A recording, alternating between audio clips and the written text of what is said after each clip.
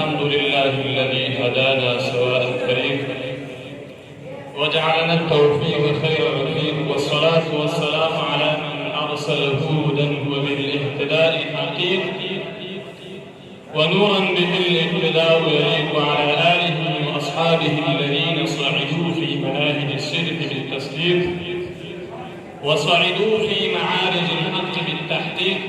أما بعد، فأعوذ بالله من الشيطان الرجيم. بسم الله الرحمن الرحيم. ألف لام ميم، ذلك الكتاب لا ريب فيه هدى للمتقين.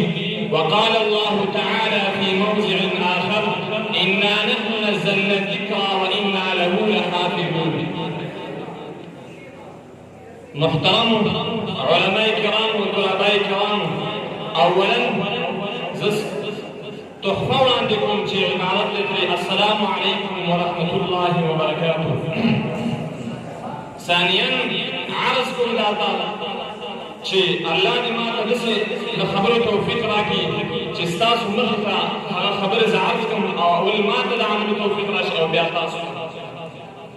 او ثالثا دا خبره کوم چې لږ توجه غواړم.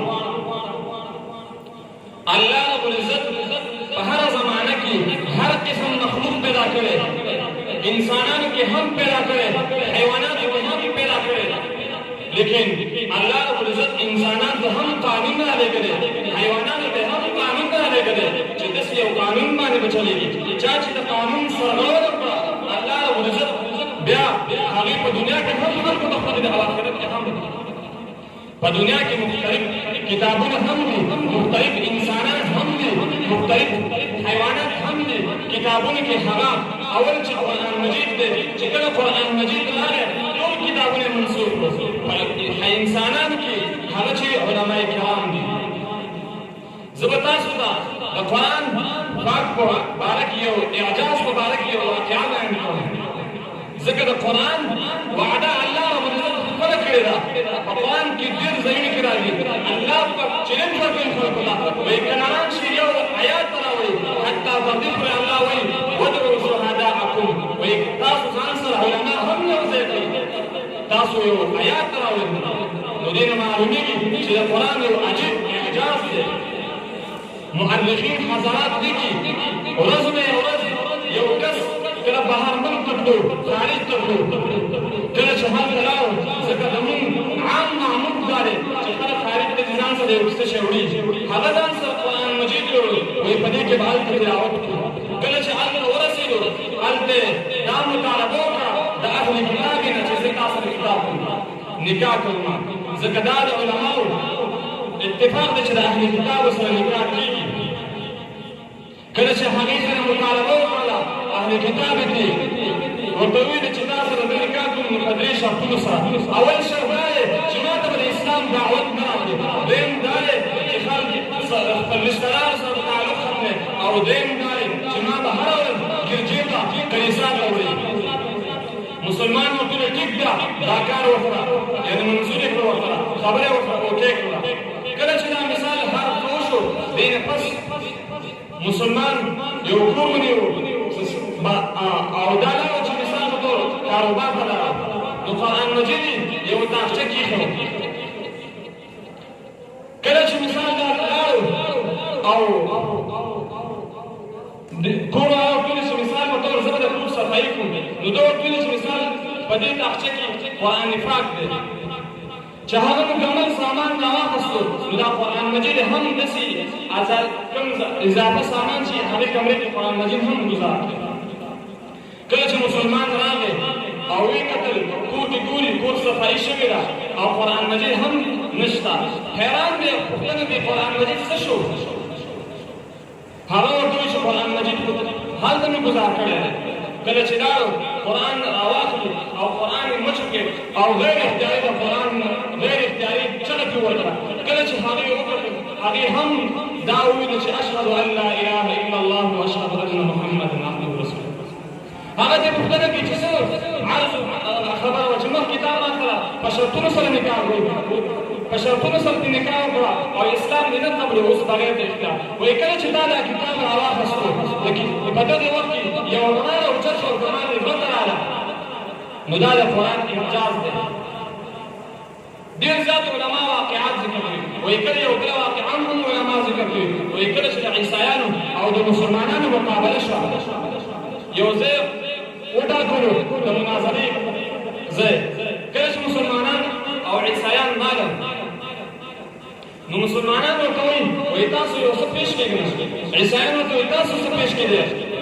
مسلمانان ځان سره یو حافظ موکل، کله چې مثال حافظ سورت یاسین شروع کړو، کله چې سورت یاسین ورسېدو نیم ته، ټولو بغیر د اختیار نه، بغیر د قید او شرط نه ویل اشهد ان لا اله الا الله واشهد ان محمد رسول الله. ډېر مثالونه د قرآن د اعجاز په باره کې دي. دغسې یو بله واقعه هم ذکر کوي.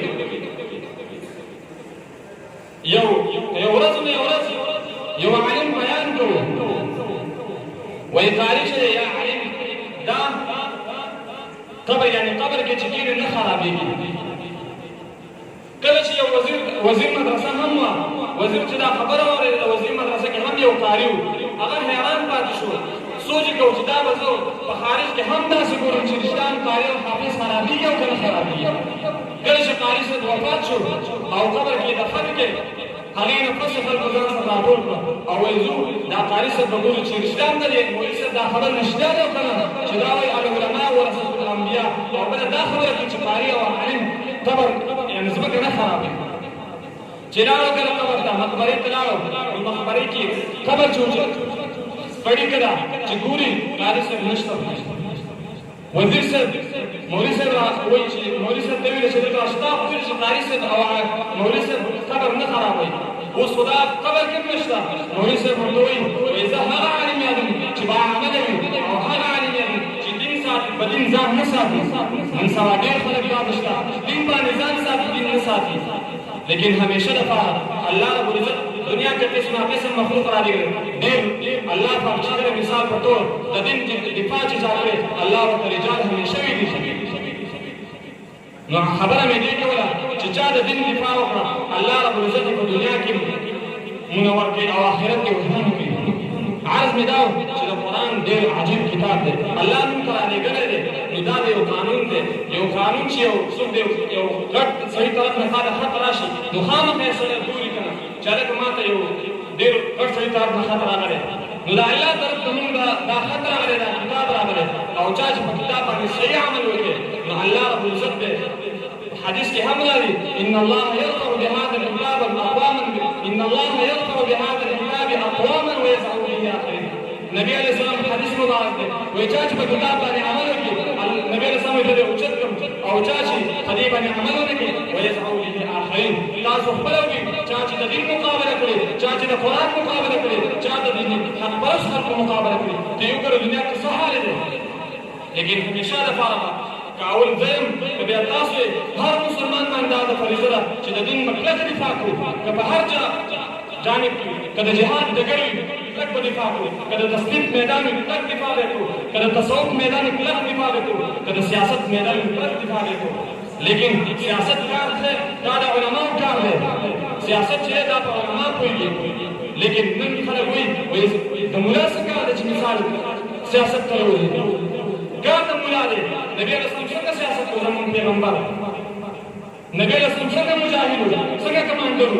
نبی علیہ السلام داسې عجیب نقشه اچوله، هغه د هغه وارثان موږ نه یو، د هغه سیرت ته موږ مطالعه کړو. عرض مې دا و چې الله دې موږ ته په دې خبرو عمل توفیق راکړي. تاسو ته واخر دعوانا